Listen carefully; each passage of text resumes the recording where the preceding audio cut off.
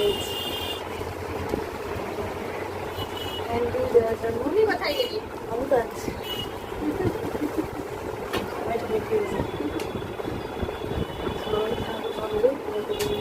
ইচ্ছে এসো